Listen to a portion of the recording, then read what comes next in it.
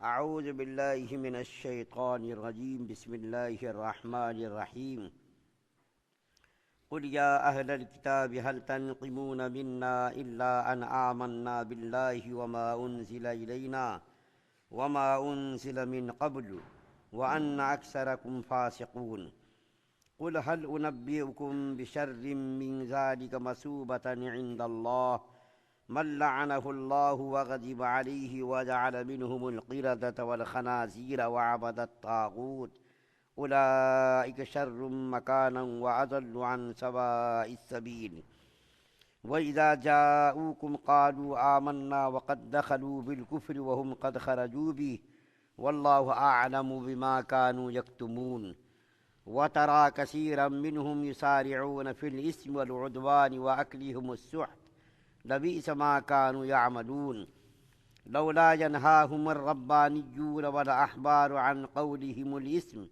وأكلهم السحت لبئس ما كانوا يصنعون۔ آپ کے سامنے سورہ مائدہ کی 59، 60، 61، 62، 63 5 آیات آپ کے سامنے پڑھی گئی۔ 59، 60، 61، 62، 63 ترجمے کے ساتھ مختصر تشریح کرتا ہوں کیونکہ اس قسم کے مضامین پیچھے بھی گزر چکے ہیں۔ آپ کہیے کہ اے اہل کتاب، تم ہم میں کون سی بات معیوب پاتے ہو بجز اس کے کہ ہم ایمان لائے ہیں اللہ پر اور اس پر جو ہمارے پاس بھیجی گئی ہے اور اس پر جو پہلے بھیجی جا چکی ہے، باوجود اس کے کہ تم میں سے اکثر لوگ ایمان سے خارج ہیں۔ اللہ تعالیٰ فرما رہے اہل کتاب سے خطاب کر کے کہ اے محمد صلی اللہ علیہ وسلم، آپ ان سے کہیے یعنی یہود و نصارہ سے کہ ہمارے اندر کون سا عیب ہے؟ بس یہی تو تم سمجھتے ہو نا کہ ہم اللہ کی ذات پر ایمان لائے، رسول پر ایمان لائے، آسمانی کتاب یعنی قرآن پاک پر ایمان لائے، اس سے پہلے یعنی قرآن پاک سے پہلے جو کتابیں نازل ہوئی، تورات، انجیل وغیرہ، ان کتابوں پر ہی ہم ایمان لائے۔ کیا ان کتابوں پر ایمان لانا، اللہ پر ایمان لانا، یہ کیا غلط ہے؟ کیا یہ کوئی عیب ہے؟ کیا یہ تو کوئی عیب کی بات نہیں ہے، یہ تو خوبی کی بات ہے۔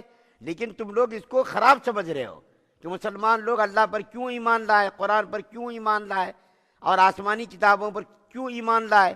تو تم لوگوں کی یہ غلطی ہے، تمہاری خرابی ہے یہ، اور یہ تم سمجھتے نہیں ہو، تمہاری بے عقلی کی بات ہے۔ آپ کہیے کہ اے اہل کتاب، تم ہم میں آپ کہیے کہ کیا میں تم کو ایسا طریقہ بتلاؤں جو اس سے پہلے اس سے بھی خدا کے یہاں پاداش لینے میں زیادہ برا ہو؟ وہ ان اشخاص کا طریقہ ہے جن کو اللہ تعالیٰ نے دور کر دیا ہو اور ان پر غضب نازل فرمایا ہو اور ان کو بندر اور سور بنا دیا ہو، اور جنہوں نے شیطان کی پرستش کی ہو۔ ایسے اشخاص مکان کے اعتبار سے بھی بہت برے ہیں اور راہ راست سے بھی بالکل دور ہٹ گئے ہیں۔ دیکھیے بہت سارے بنی اسرائیل کے لوگ اپنے جرائم کی وجہ سے اور انبیاء کرام کے قتل کی وجہ سے، انبیاء کرام کی مخالفت کی وجہ سے، بہت سارے بنی اسرائیل کے لوگوں کو اللہ تعالیٰ نے سور بنا دیا، بندر بنا دیا۔ ہر زمانے میں ان کو پر یہ اس قسم کے عذاب نازل ہوئے، نبیوں کو قتل کرنے کی بنیاد پر، نبیوں کی مخالفت کرنے کی بنیاد پر، کبھی کسی کو بندر بنا دیا، کبھی کسی کو سور بنا دیا۔ اللہ کے رسول صلی اللہ علیہ وسلم سے پوچھا گیا، یا رسول اللہ صلی اللہ علیہ وسلم، یہ ہمارے زمانے میں جو بندر اور سور ہے کیا انہی کی بچی ہوئی نسل ہے؟ یعنی اللہ تعالیٰ نے جو عذاب نازل کیا تھا، کبھی کسی کو سور کسی کو بندر بنایا، تو اسی کی یہ بچی ہوئی نسل ہے کیا بندر اور سور؟ تو اللہ کے رسول صلی اللہ علیہ وسلم نے فرمایا نہیں، وہ تو عذاب جس کے اوپر نازل ہو 3 دن کے اندر ہی وہ لوگ ختم ہو گئے، اس کی نسل نہیں ہے یہ، بلکہ یہ پہلے سے یہ بندر اور سور کا وجود ہے، ان کی نسل یہ بچی ہوئی نسل نہیں ہے، بلکہ پہلے سے یہ مخلوق آ رہی یعنی بندر اور سور۔ اور جب یہ لوگ تم لوگوں کے پاس آتے ہیں تو کہتے ہیں کہ ہم ایمان لائے، حالانکہ وہ کفر ہی کو لے کر آئے تھے اور کفر ہی کو لے کر چلے گئے، اور اللہ تعالیٰ تو خوب جانتے ہیں جس کو یہ لوگ پوشیدہ رکھتے ہیں۔ یہ منافقوں کا حال بیان کیا گیا اس آیت کریمہ میں۔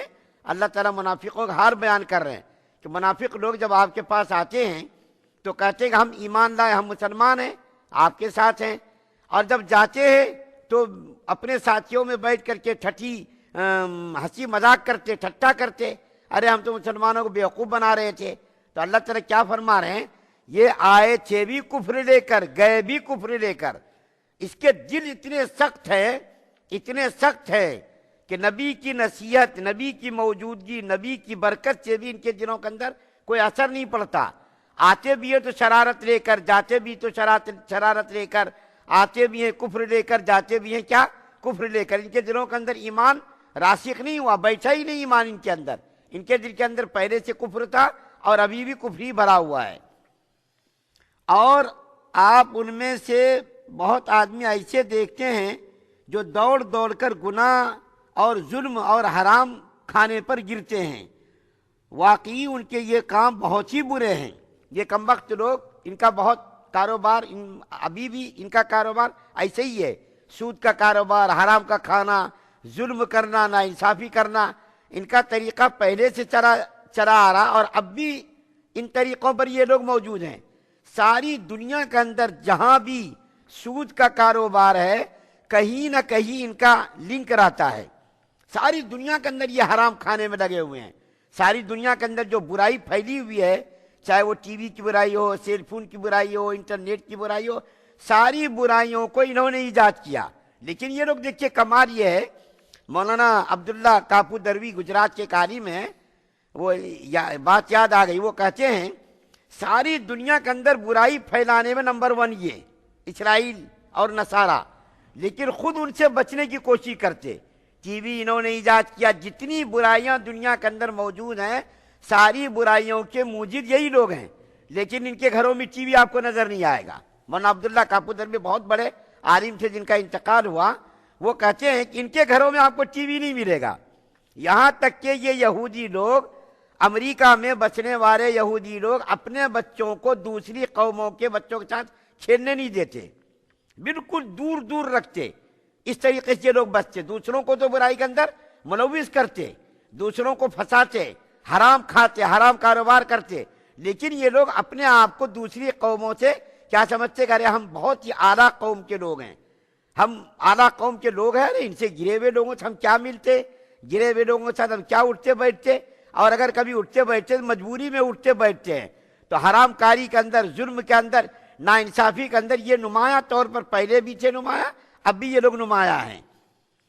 اور آخری آیت جو پڑھی گئی اس کے اندر اللہ تعالیٰ فرماتا ان کو مشائخ اور علماء گناہ کی بات کہنے سے اور حرام کھانے سے کیوں نہیں منع کرتے؟ واقعی ان کی یہ عادت بری ہے۔ ان کے جو علماء، مشائخ تھے، احبار تھے، وہ لوگ اپنی قوم کو برائی سے نہیں روکتے تھے، بلکہ پیسے دے کر کے برائی پر آمادہ کرتے تھے۔ ان کے ایسے علماء تھے۔ اللہ کے رسول صلی اللہ علیہ وسلم نے اسی لیے تو کہا کہ برائی تم کرتے دیکھو اس کو طاقت سے روکو، اور اگر طاقت سے نہیں روک سکتے تو تم زبان سے روکو، زبان سے نہیں روک سکتے کم سے کم اس کو برا سمجھو۔ یہ بالکل ادنا درجہ ہے۔ اس کے بعد ایمان ختم ہو جاتا۔ یا تو اس کو طاقت سے روکو، لیکن ہمارے پاس تو طاقت نہیں ہے۔ ہم بار بار کہتے رہتے ہیں کہ ہمارے پاس طاقت، کہیں بھی برائی ہو رہی ہے، کہیں شادی میں خرافات ہو رہے ہیں، کہیں رسم کے نام پر، کہیں مانجے کے نام پر، پتہ نہیں کن کن طریقوں سے لوگ برائی کر رہے، حرام کاری کر رہے۔ ہمارے اندر تو طاقت ہے ہی نہیں، لیکن کم سے کم زبان سے روکیں، اور اگر زبان سے نہیں روک سکتے تو کم سے کم اتنا تو کر سکتے ہم برائی کے اندر شریک نہ ہو۔ ہم شریک ہو رہے ہیں، ناچ رہے ہیں، دھڑاکے کر رہے ہیں، کیا کیا کر رہے ہیں وہ سب معلوم ہے، ہم تو نہیں بتا سکتے۔ تو بارے کہے اللہ کے رسول صلی اللہ علیہ وسلم نے فرمایا کہ روکنے کے 3 درجے، ایک تو طاقت سے روکنا، طاقت تو ہمارے پاس ہے ہی نہیں، زبان سے روکنا، زبان تو ہمارے پاس ہے، کم سے کم ادنا درجہ ایمان کا اس کو برا سمجھنا، اس سے جو ہے اس کے بعد پھر ایمان کا کوئی درجہ نہیں، اس کے بعد کفر کی سرحد شروع ہو جاتی۔